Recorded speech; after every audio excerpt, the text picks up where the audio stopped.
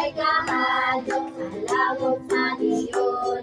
Natampo siya sa Diyos, siya gitubantayon. Sayo sa kabuntago ng halin ni Ingon, Daniel, hain ka, narako malipayon, malipayon. Ako uban sa Ginoo, siya nagbalantay sa kinabuhi ko. Malay kahadlok